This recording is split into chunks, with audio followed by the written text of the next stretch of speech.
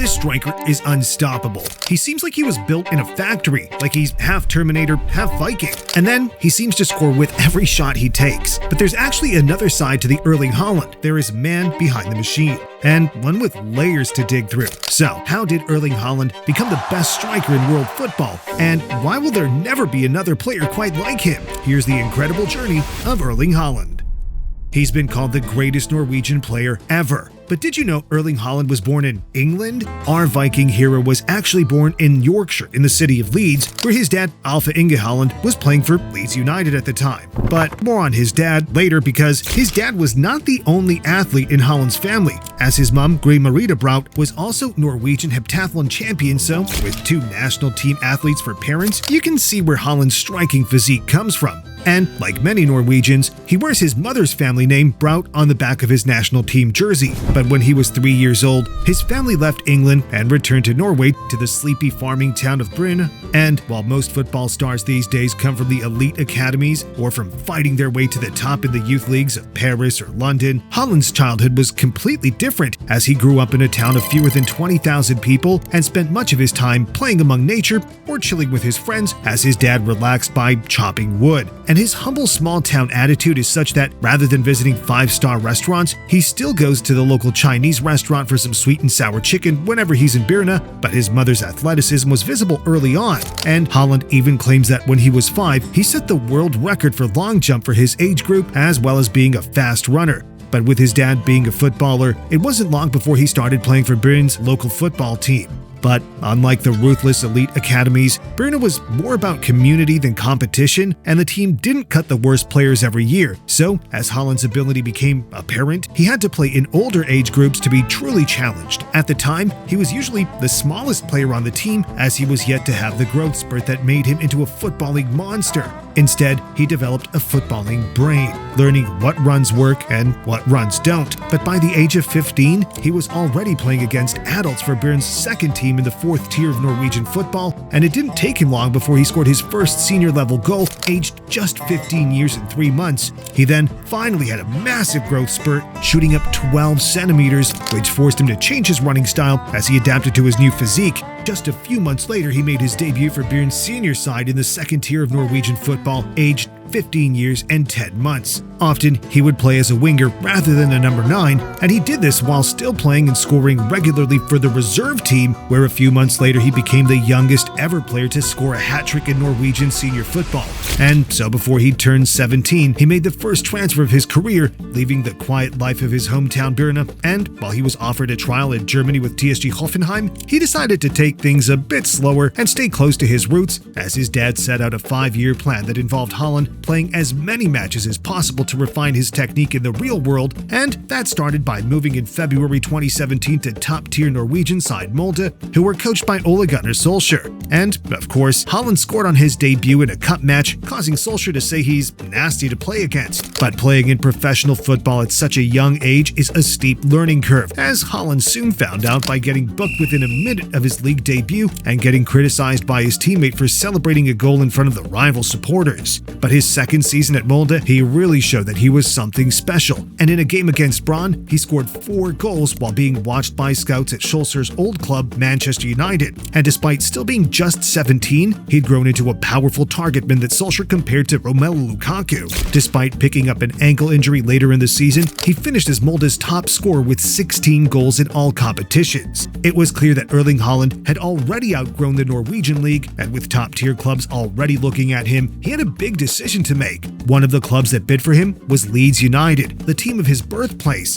and Haaland even said it was his dream to win the Premier League with Leeds. But bizarrely, the hierarchy at Elland Road chose to sign Patrick Bamford instead. Haaland decided to shun the bigger name clubs and instead make one of the smartest moves of his career, joining a club where he'd be given time to develop and wouldn't be discarded after one poor performance. So he went to the Austrian footballer factory that is Red Bull Salzburg, a team that's developed talents like Dominik Szoboszlai, Sadio Mane, Benjamin Šeško, and Dayot Upamecano. The club explained to Haaland how, once he'd settled in, he'd be able to play a leading role in the Austrian team. but it did take some time to settle in, as Haaland joined in January 2019, only played 5 games in the rest of the season, and scored just 1 goal. But that summer, Haaland made headlines around the world as everyone saw his potential at the U20 World Cup, where Erling Haaland won the Golden Boot Award, and he scored not once, not twice, but 9 times in a single match against Honduras. And if anyone was still unaware of Haaland after that record-breaking display, the 2019-20 season would put Haaland firmly on the map, as he scored 28 goals for Red Bull Salzburg, including 8 goals in the Champions League. In fact, on his Champions League debut against Belgian side Genk, Haaland scored a hat-trick in the first half, and that was in September, but it was already his 3rd hat-trick of the season for Salzburg.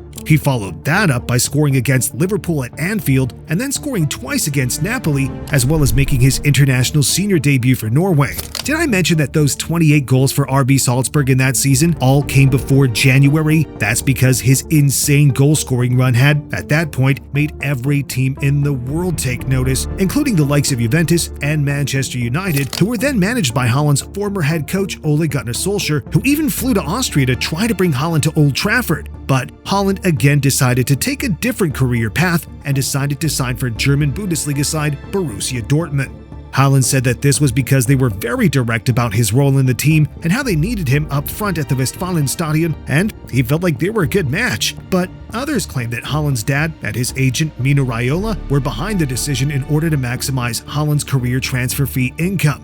Although Haaland's dad has other possible reasons to dislike Manchester United, since when he played in England for Manchester City, he had a confrontation with Manchester United midfielder Roy Keane, and in a later match, Keane launched a horrific knee-high tackle on Alpha Inge Haaland, injuring the Norwegian, and later in his autobiography, Keane said that his terror tackle was deliberate. Not long after that tackle, Alpha Haaland retired from football, so he probably isn't the biggest Man United fan. In January 2020, rather than joining United, Erling Haaland, a then 19-year-old lanky striker with short hair, joined Borussia Dortmund for around 20 million euros, and he made his debut for Dortmund in January when he came on as a substitute against Augsburg. So he didn't have much time to make an impact, but that didn't stop Haaland, as on his debut, he scored a hat-trick in just 23 minutes, but he was on the bench again for the next match. But he still scored 2 more goals in that game, and then scored twice again in his 3rd game for the club, so he scored 7 goals in January despite playing under 2 hours of football.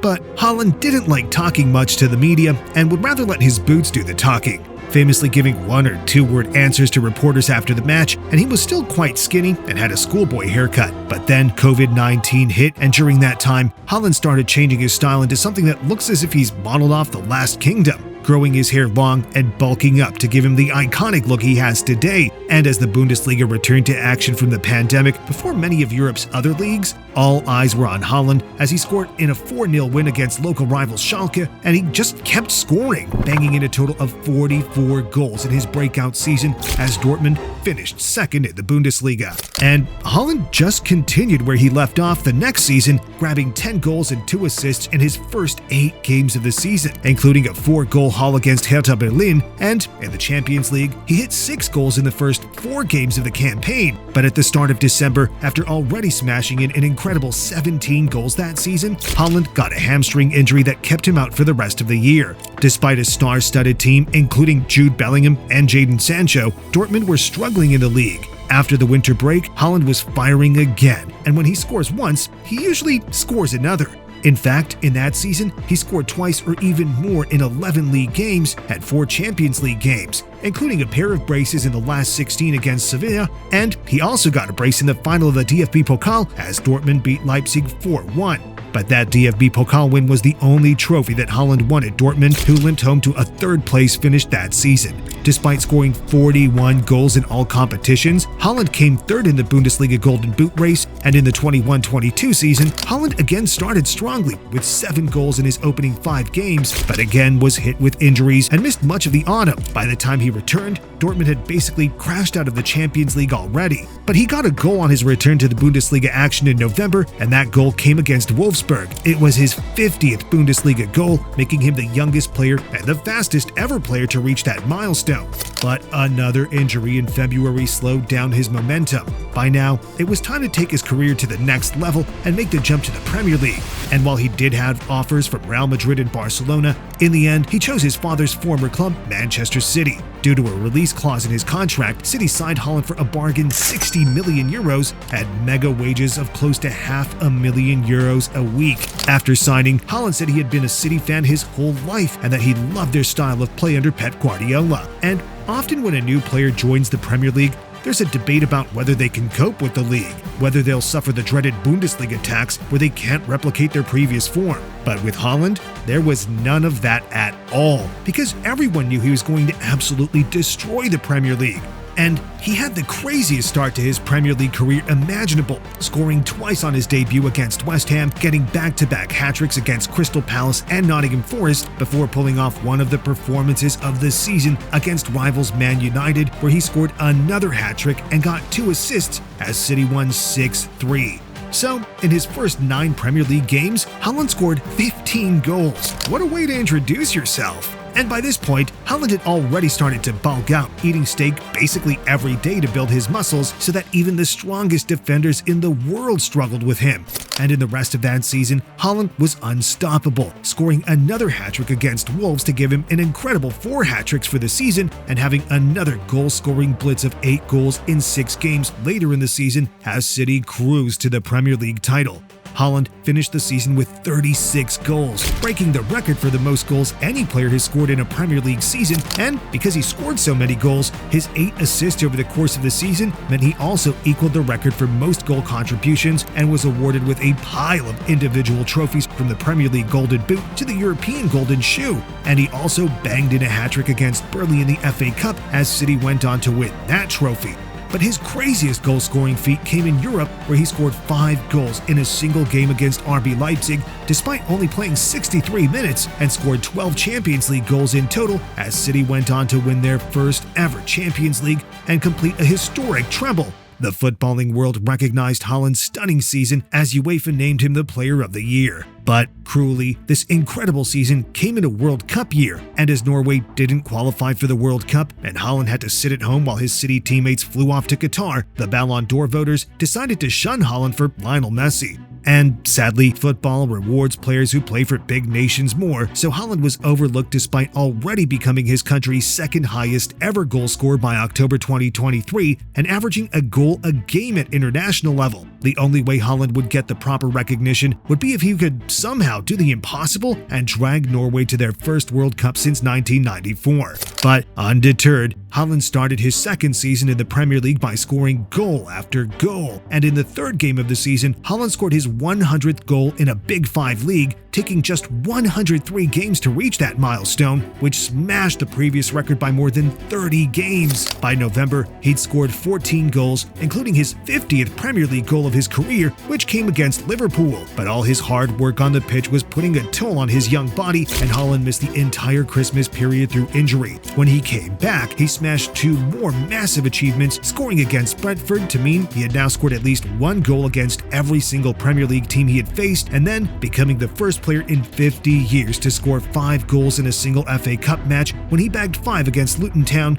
and also grabbed a 4-goal haul against Wolves later in the season to once again be named the Premier League's top goal scorer for the 2nd season in a row. And there's just something about Haaland and hat-tricks, as the next season he got back-to-back hat-tricks against Ipswich and West Ham in the first few games of the season as a part of a run of 9 goals in the first 5 matches, including one against Arsenal, where he then told the Gunners to stay humble as the 2 teams battled for the title. But midway through the 24-25 season, Haaland got something far more important than a trophy or Ballon d'Or, as he became a father. And for Haaland, whose girlfriend grew up with him in the same small town of Bryne, family and friends are such a huge part of his life and a rock to keep him humble. And as if to give his life even more stability, he extended his contract at City by a massive 7 years, taking it through to 2034. And shortly after, he took the captain's armband at City for the first time in a match against Newcastle, showing how mature he already was despite still being just 24. But a few games later, disaster struck as Haaland crashed into an advertising board and injured his foot, missing a chunk of the run-in. But at this point, it looked like Haaland would break all the goal-scoring records in his career, and Alan Shearer even predicted he would reach 1,000 goals in his career. And at the Club World Cup that summer, he hit goal number 300. And by this point, Haaland was no longer the shy boy he was at Dortmund, and instead had started looking to build his brand and launch a YouTube channel where he would even dress up as the Joker from Batman to surprise local Mancunians. In the 25-26 season, he also started strongly with 11 goals in the opening 8 games, including a brace against Manchester United. In December, Haaland scored his 100th Premier League goal, breaking the record for reaching that milestone in the fewest matches, before finishing the season on 27 goals to win his 3rd Premier League Golden Boot. But even bigger than that, Haaland showed his ability on the international stage, scoring more than a goal a game for Norway, including 3 goals in crucial wins against Italy to bring Norway finally back to the World Cup for the first time since his dad played for Norway in 1994. And how did Haaland perform on the world's biggest stage? How do you think?